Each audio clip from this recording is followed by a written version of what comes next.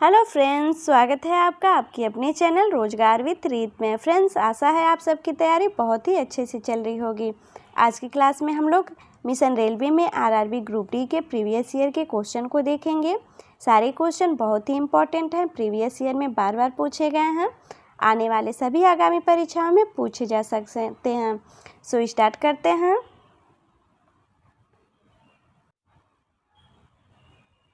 निम्नलिखित में से किस अधिनियम में कोलकाता में सर्वोच्च न्यायालय की स्थापना का प्रावधान किया गया था?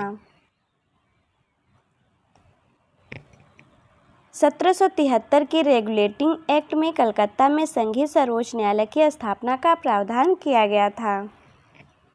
देखते हैं क्वेश्चन नंबर सेकेंड को।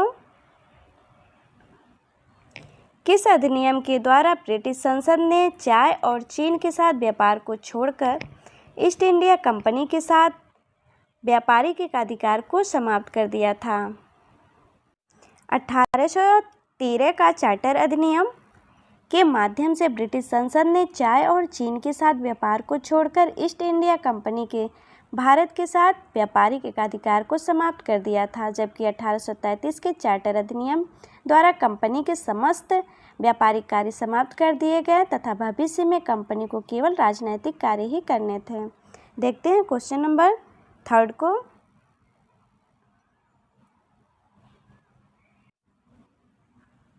निम्नलिखित में से किस अधिनियम के अंतर्गत भारतीय विधान परिषद को बजट पर बहस करने की शक्ति प्राप्त हुई? 1892 के भारतीय परिषद अधिनियम ने विधान परिषद के कार्यों में वृद्धि की, इसके तहत बजट पर बहस करने की शक्ति दी गई। देखते हैं क्वेश्चन नंबर 4 को।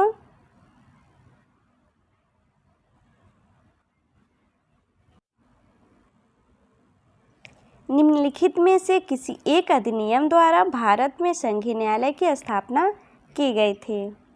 भारत में संघीय न्यायालय की स्थापना 1 अक्टूबर 1937 को भारत सरकार अधिनियम 1935 के अंतर्गत की गई थी।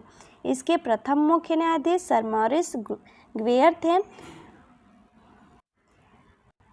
विकल्पों में भारत सरकार अधिनियम 1935 नहीं होने के कारण विकल्प डी उत्तर सही होगा।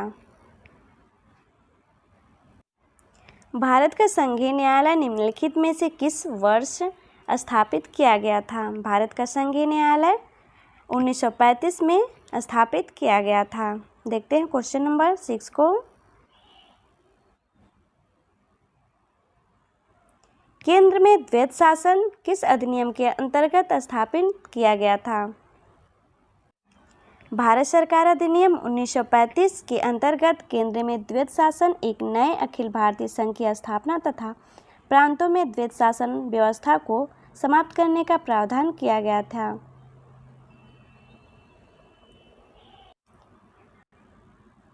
केंद्र में द्वैध शासन के तहत संघीय विषयों को 2 भागों में बांटा गया, आरक्षित और हस्तांतरित विषय। देखते हैं क्वेश्चन नंबर 7 को।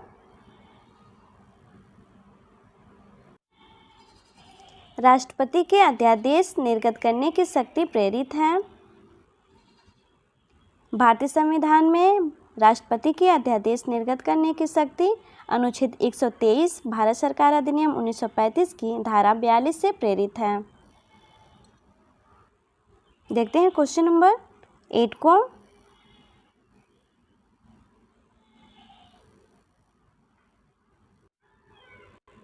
भारत के संविधान में केंद्र और राज्यों के बीच किया गया शक्तियों का विभाजन इनमें से किस में उल्लेखित योजना पर आधारित है?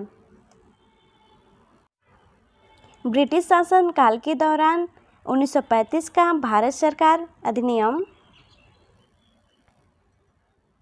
पारित किया गया, जिनमें केंद्र और राज्यों के बीच शक्तियों का बंटवारा किया गया था तथा राज्य में द्वैध शासन समाप्त कर केंद्र में द्वैध शासन को लागू किया गया था। देखते हैं क्वेश्चन नंबर 9 को।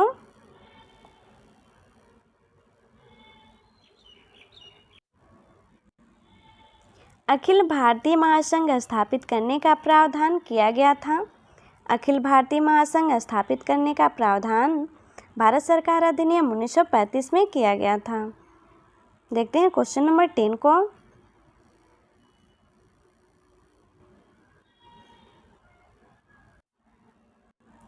1935 का गवर्नर ऑफ इंडिया एक्ट क्यों महत्वपूर्ण है? 1935 का गवर्नर ऑफ इंडिया एक्ट इसलिए महत्वपूर्ण है क्योंकि यह भारतीय संविधान का प्रमुख स्रोत है। देखते हैं क्वेश्चन नंबर 11 को।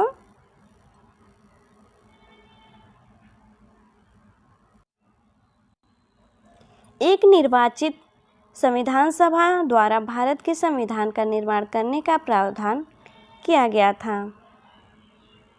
एक निर्वाचित संविधान सभा द्वारा भारत के संविधान का निर्माण करने का द्वितीय विश्व युद्ध के समाप्त होने के पश्चात का प्रावधान प्रस्ताव प्रथम क्रिप्स मिशन 1942 द्वारा किया गया था।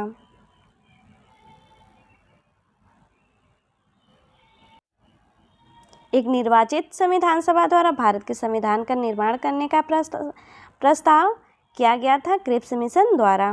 देखते हैं क्वेश्चन नंबर 12 को।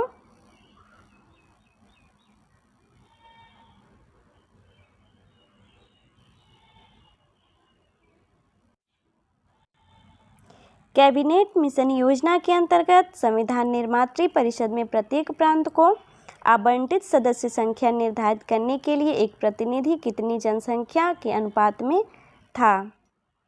कैबिनेट मिशन वर्ष 1946 में भारत आया था। मिशन ने अपनी रिपोर्ट में संविधान सभा के गठन का एक सूत्र प्रस्तुत किया था। इसके आधार पर संविधान सभा निर्वाचित होनी थी और प्रांतों का प्रतिनिधित्व जनसंख्या के आधार पर होना था। इसके तहत मोटे तौर पर प्रति 10 लाख व्यक्तियों के ऊपर एक प्रतिनिधि के निर्वाचन की व्यवस्था स्थापित की गई थी। देखते हैं क्वेश्चन नंबर 13 को।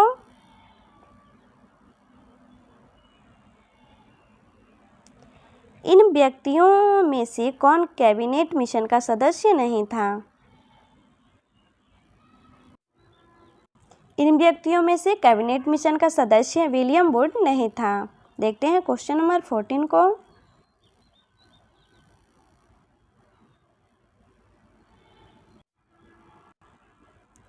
भारतीय संविधान सभा का गठन किया गया था।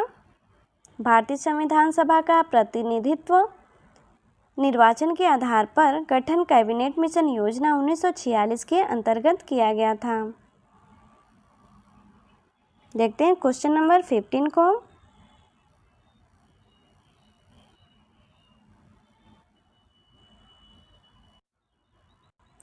उन्नीस सौ 1946 में निर्मित अंतरिम सरकार में कार्यपालिका परिषद के उपसभापति थे। 24 अगस्त 1946 को अंतरिम राष्ट्रीय सरकार की घोषणा इस व्यवस्था के साथ की गई थी कि अंतरिम सरकार 2 सितंबर 1946 को कार्यभार संभालेगी। वायसराय इसमें से कार्यपालिका परिषद का पदेन अध्यक्ष था तथा जवाहरलाल नेहरू को उपाध्यक्ष या उपसभापति बनाया गया था। देखते हैं क्वेश्चन नंबर 16 को।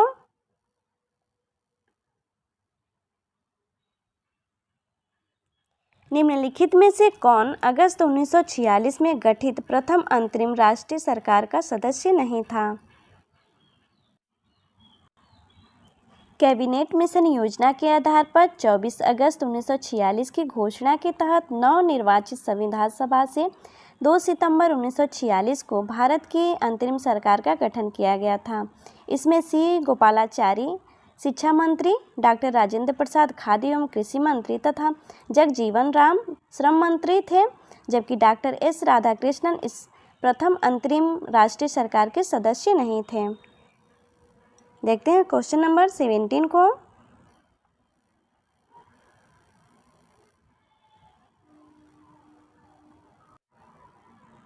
भारत के लिए संविधान की रचना हेतु संविधान सभा का विचार निम्नलिखित में से सर्वप्रथम किसने प्रस्तुत किया था? मई 1934 में रांची में स्वराज पार्टी ने आत्मनिर्णय के अधिकार की मांग की और एक प्रस्ताव पारित किया, जिसमें कहा गया कि वयस्क मताधिकार के आधार पर निर्वाचित भारतीय प्रतिनिधियों की एक संविधान सभा होगी जो संविधान का निर्माण करेगी। भारतीयों की ओर से संविधान सभा की मांग करने का यह प्रथम अवसर था। देखते हैं क्वेश्चन नंबर 18 को।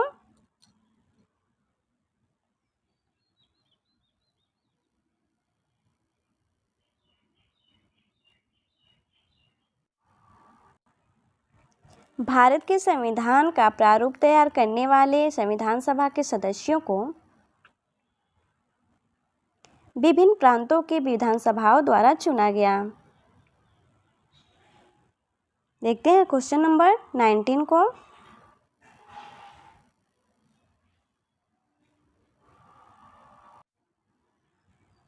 संविधान सभा के चुने हुए अस्थायी सदस्य कौन थे? 9 दिसंबर 1946 को संविधान सभा की प्रथम बैठक की अध्यक्षता अस्थायी अध्यक्ष डॉक्टर सच्चिदानंद सिन्हा ने की थी। 11 दिसंबर 1946 को संविधान सभा ने डॉक्टर राजेंद्र प्रसाद को निर्विरोध संविधान सभा के अस्थायी अध्यक्ष के रूप में निर्वाचित किया गया। देखते हैं क्वेश्चन नंबर 20 को।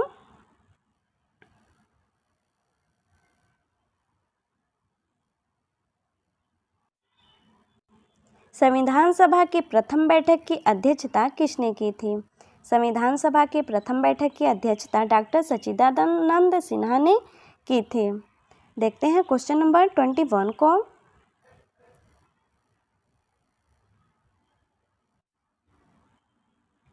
भारत की संविधान निर्मात्री सभा के अध्यक्ष कौन थे? भारत की संविधान निर्मात्री सभा के अध्यक्ष डॉक्टर राजेंद्र प्रसाद थे। देखते हैं क्वेश्चन नंबर 22 को।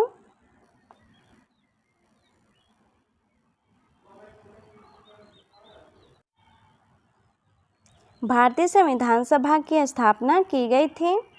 भारतीय संविधान सभा की स्थापना 9 दिसंबर 1946 को उसकी प्रथम बैठक के आरंभ होने के साथ हुई थी। देखते हैं क्वेश्चन नंबर 23 को।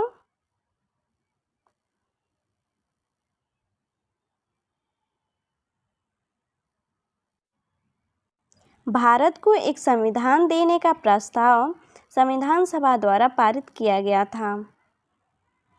22 जनवरी 1947 को संविधान सभा द्वारा भारत को एक संविधान देने का उद्देश्य प्रस्ताव पारित किया गया।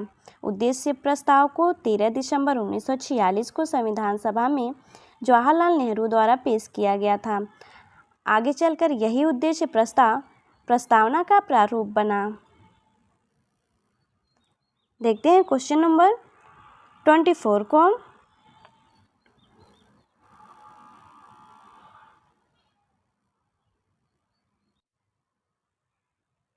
भारतीय संविधान को बनाने हेतु भारतीय संविधान सभा के कुल कितने अधिवेशन हुए थे? भारतीय संविधान के निर्माण में संविधान सभा को 2 वर्ष 11 माह एवं 18 दिन का समय लगा था और इस दौरान इसके कुल 11 अधिवेशन अवधि 165 दिन हुए थे। 11वें अधिवेशन के अंतिम दिन 26 नवंबर 1949 को संविधान को अंगीकृत किया गया था। इन 11 अधिवेशनों के अतिरिक्त संविधान सभा पुनः 24 जनवरी 1950 को समवेत हुई थी, जबकि सदस्यों द्वारा भारत के संविधान पर हस्ताक्षर किए गए थे। इस प्रकार निकटतम सही उत्तर विकल्प सी होगा, यानी कि 12 अधिवेशन। देखते हैं क्वेश्चन नंबर 25 को।